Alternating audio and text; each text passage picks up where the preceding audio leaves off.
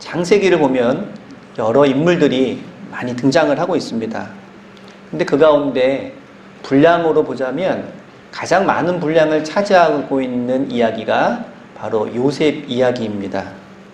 그래서 마치 요셉이 창세기의 중요한 인물이라는 것을 우리에게 말해주려는 듯 합니다. 그런데 이 요셉 이야기를 가만히 읽다 보면 그 이야기 속에 또 다른 한 인물이 두드러져 보이는 것을 우리가 발견을 할 수 있습니다. 바로 유다입니다.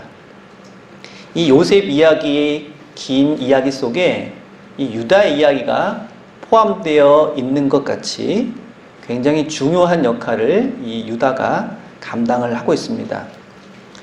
근데 이 유다 이야기가 특별한 의미가 있는 또 다른 이유는 그것이 바로 이스라엘의 12지파 가운데 장차 유다의 후손인 유다 지파가 장자 지파 역할을 감당하게 된다는 것입니다.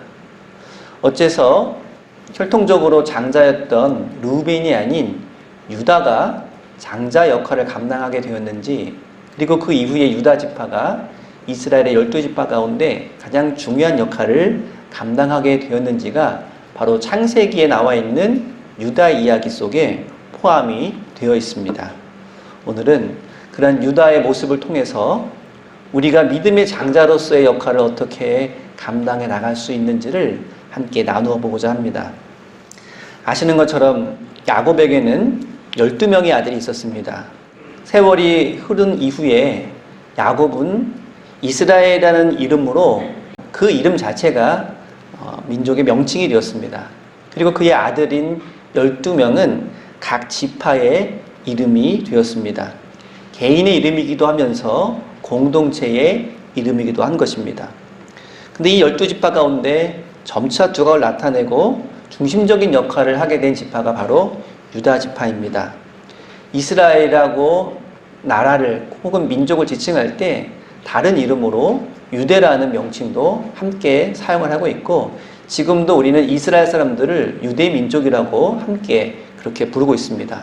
그만큼 이스라엘의 대표적인 지파일 뿐만 아니라 이제 민족의 명칭으로도 쓰인다는 것을 알 수 있습니다. 먼저 이스라엘 역사에서 매우 중요한 다윗 왕조가 바로 유다 지파입니다. 바벨론 포로 이후에 귀한 공동체를 재건할 때에도 유다 지파를 중심으로 해서 그 공동체가 구성이 되었고, 그 이후에는 더 이 유다 지파의 중요성이 부각이 되고 있습니다. 하지만 이러한 유다 지파가 장자 지파로서 인정받기 시작한 것은 다윗 왕조가 수립된 그 이후가 아니라 창세기에 나오는 바로 그 유다 개인의 이야기에서부터 시작된다고 할 수 있습니다. 야곱은 그 많은 아들들 가운데 라헬에게서 태어난 요셉을 편애했습니다. 그로 인해서 다른 형제들은 평소에 요셉에 대한 감정이 그리 좋지 않았습니다. 그런 줄도 모르고 어린 요셉은 형들의 잘못을 아버지에게 고자질하기도 하고 또 이상한 꿈 이야기를 하면서 형들의 기분을 상하게 만들기도 했습니다. 그러다가 하루는 요셉이 야곱의 심부름으로 양들을 치고 있는 형들을 보러 가게 됩니다. 집에서 멀리 떨어진 도단이라는 곳에 이 요셉이 찾아오는 모습을 본 다른 형제들은 이때다 싶어서 요셉을 없애버리자고 그렇게 모의를 하게 됩니다.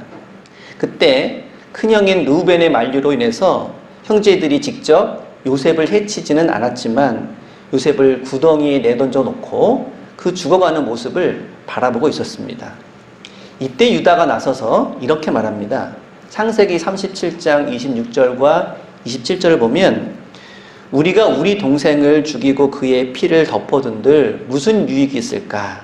자, 그를 이스마엘 사람들에게 팔고 그에게 우리 손을 대지 말자. 그는 우리의 동생이요 우리의 혈육이니라. 이렇게 말하는 유다의 제안에 다른 형제들도 따르게 되었고, 그들은 요셉이 죽어가는 모습을 지켜보는 대신 요셉을 노예로 팔기로 합니다. 여기에서 유다는 형편상 다른 형제들에게 반기를 들지는 않았지만, 그러나 그의 제안으로 인해서 요셉의 목숨은 건질 수가 있었습니다. 그리고 다른 형제들에게도 이 요셉을 그저 얄미운 동생, 배다른 동생이라고 그렇게 인식하는 것이 아니라 우리의 동생, 우리의 혈육이라고 하면서 그러한 형제를 강조하며 오히려 루벤보다도 더 장자다운 모습을 이때부터 보여주었던 것입니다. 그리고 더 중요한 것은 요셉이 이때 애굽의 노예로 팔려가게 됨으로 인해서 전체적인 요셉 이야기에 매우 중요한 분수령을 바로 유다가 감당하게 되었다는 것입니다. 요셉이 장차 애굽의 총리로 성장할 수 있었던 것도 이때 유다가 요셉을 죽이는 대신 노예로 팔고자 했던 그 이야기에서부터 비롯되었기 때문입니다. 결국 요셉은 애굽으로 노예로 팔려간 이후에 우여곡절을 겪고 끝내는 애굽의 총리가 되었습니다. 그대로 가나안 지역에 살고 있었던 야곱과 그 형제들은 큰 기근을 만나서 도저히 살아갈 수 있는 길이 없는 관계로 애굽의 식량을 얻으러 가게 되었습니다. 형제들과 요셉의 입장이 완전히 바뀐 채 그들이 다시 오랜 세월 후에 재회를 하게 된 것입니다. 그런데 이때 요셉은 자신을 알아보지 못하는 형제들에게 그들의 마음이 어떠한지 시험을 하고자 합니다. 그래서 처음에는 그들을 정탐꾼으로 몰아붙여서 그들의 형제 중에 한 사람을 남겨놓고 집에 남아있었던 베냐민을 데려오라고 그렇게 명을 내립니다. 영문을 모르는 형제들은 애굽의 총리가 자신들을 의심하는 그 상황이 두렵지 않을 수가 없었던 것입니다. 어쩔 수 없이 베냐민을 데려와야 하는데 문제는 연로한 아버지인 야곱이 이 베냐민을 데려가는 그 일에 어떻게 반응할까 하는 것이었습니다. 그들의 예상대로 야곱은 마음이 놓이지 않아서 베냐민을 데리고 가는 것을 극구 만류합니다. 이 문제로 그 가족들과 형제들이 실랑이를 하게 되었을 때 이때도 유다가 다시 나서게 됩니다. 유다는 먼저 베냐민을 데려가지 않으면 우리 가족 모두가 큰 위기에 처하게 될 것이라고 그 상황을 아버지에게 설명을 합니다. 그래서 그 문제를 해결하기 위해서는 베냐민을 데려갈 수밖에 없다는 것입니다. 43장 8절에 보면 유다가 그의 아버지 이스라엘에게 이르되 저 아이를 나와 함께 보내시면 우리가 곧 가리니 그러면 우리와 아버지와 우리 어린 아이들이 다 살고 죽지 아니하리이다. 자신이 지금 냉정할 정도로 현실을 말하고 있는 것은 우리 가족을 다 살리기 위해서라는 것을 말하고자 함입니다. 그리고 덧붙여서 이렇게 말합니다. 어쩔 수 없이 이 베냐민을 우리가 데려가야 하지만 반드시 그 아이를 데리고 오겠습니다 하면서 한 가지 서원을 합니다. 43장 9절에 보면 내가 그를 위하여 담보가 되오리니 아버지께서 내 손에서 그를 찾으소서. 내가 만일 그를 아버지께 데려다가 아버지 앞에 두지 아니하면 내가 영원히 죄를 지리이다. 가족에게 닥친 위기와 큰 문제를 앞에 두고 가장 주도적으로 그 일들을 해결해 나가는 역할을 지금 유다가 감당을 하고 있을 뿐만 아니라 자기가 그 모든 것을 책임지겠다고 말합니다. 그 이후로 야곱도 장자인 루벤보다는 유다에게 더 의지하는 것을 볼 수 있습니다. 근데 요셉의 시험은 여기에서 그치지 않았습니다. 형제들이 베냐민을 데리고 다시 애굽으로 갔을 때 큰 잔치를 베풀면서 다음 단계의 시험을 요셉은 준비하였습니다. 청지기를 지켜서 베냐민의 자루에 귀한 은잔을 몰래 숨겨놓고 베냐민에게 모든 죄를 뒤집어 씌우게 된 것입니다. 이것은 막내 동생인 베냐민을 위기에 몰아놓고 다른 형제들이 어떻게 반응하는지, 과거에 자신을 죽이려고 하고 자신을 노예로 팔아넘겼던 그 형들이 지금은 어떤 모습인지를 확인하고자 했던 것입니다. 또다시 큰 위기에 빠져서 어쩔 줄 몰라 하는 그런 상황 속에 또다시 유다가 등장합니다. 44장 14절에 보면 이렇게 말합니다. 유다와 그의 형제들이 요셉의 집에 이르렀다. 이 문제를 해결하기 위해서 지금 요셉을 찾아가는데 이제 완전히 그 형제들의 주도권을 유다가 쥐고 있다는 것을 보여주고 있습니다.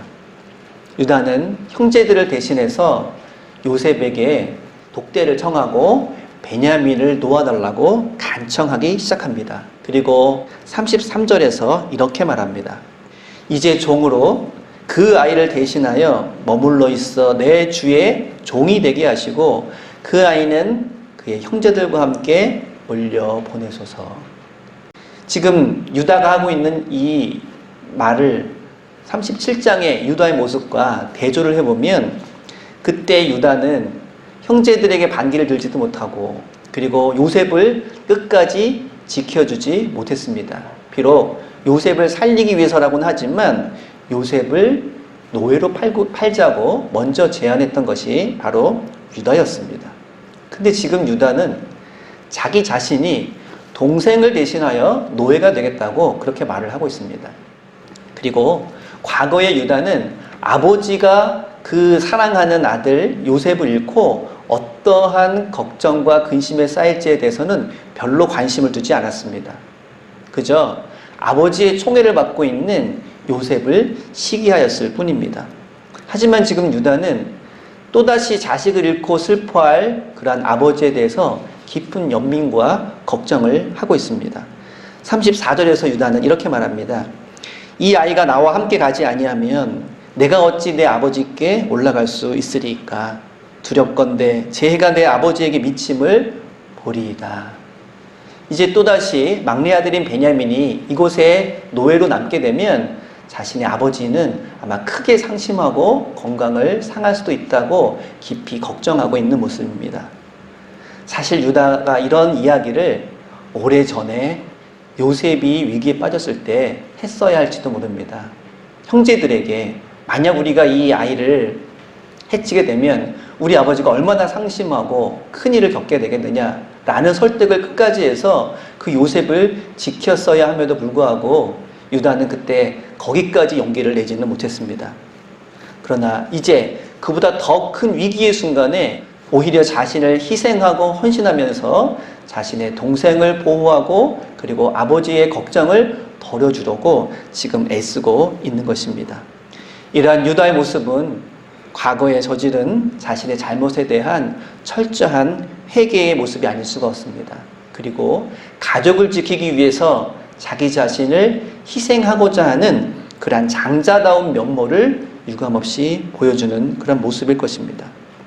그동안 형제들의 마음을 알 수 없어서 시험했던 요셉은 이러한 유다의 모습을 보고 이제 완전히 그 마음이 풀리게 되었고 크게 통곡하며 형제들과 극적으로 재회를 하게 됩니다.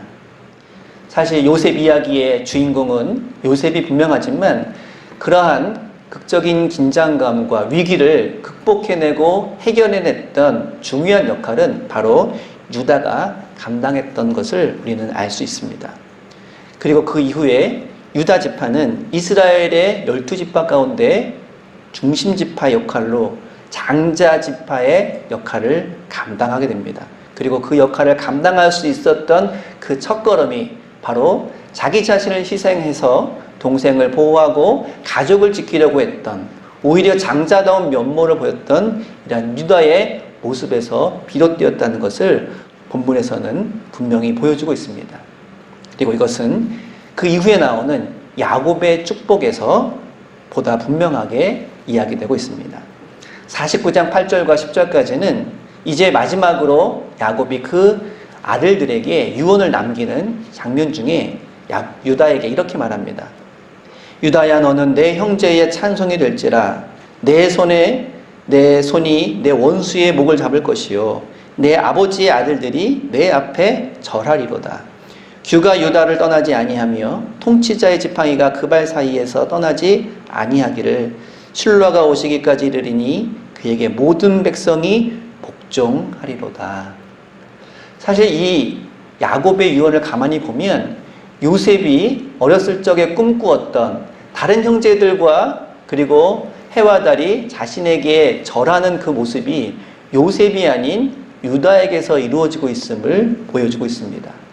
그리고 실제로 유다의 자손들 가운데 이스라엘의 왕가가 배출이 되었고 예수님도 유다 지파 가운데서 출생을 하시게 되었습니다.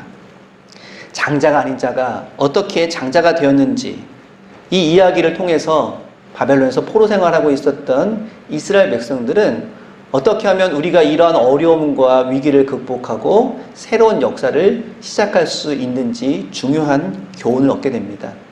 단순히 숫자가 많고 힘이 센 것이 중요한 것이 아니라 가족과 공동체를 위해서 자기 자신을 희생하고 헌신하기를 마다하지 않는 그런 자를 통해서 하나님께서 새 역사를 이루어 가신다는 것입니다. 그리고 실제로 포로 귀환 이후에 귀환 공동체가 바로 이 유다 지파를 중심으로 다시 이루어지게 됩니다.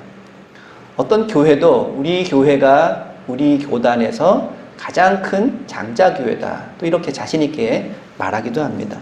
모두가 다 자랑스럽고 자부심이 드러나는 그런 모습이라고 할 수 있습니다.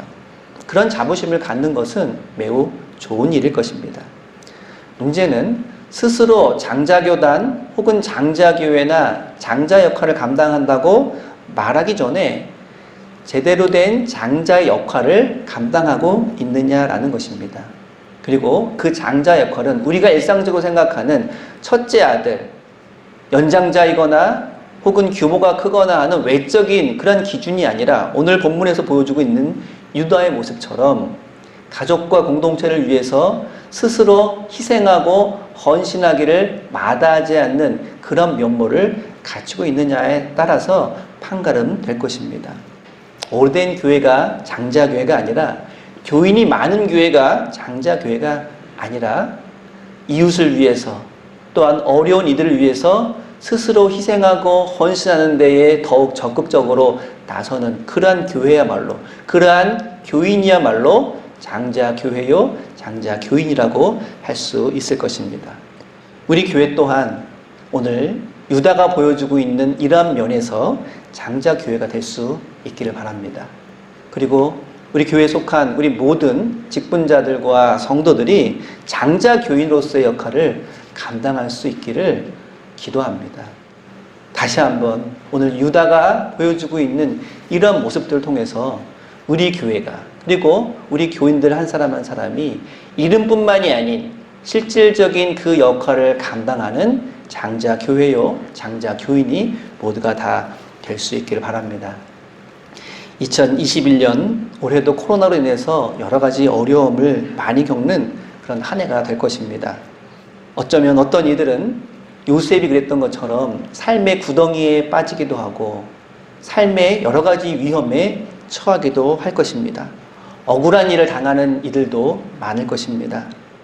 이러할 때에 유다처럼 자신을 희생해서 화해와 연대를 이루어내는 그런 믿음의 장자들이 다 되실 수 있기를 주님의 이름으로 축원합니다. 기도하겠습니다.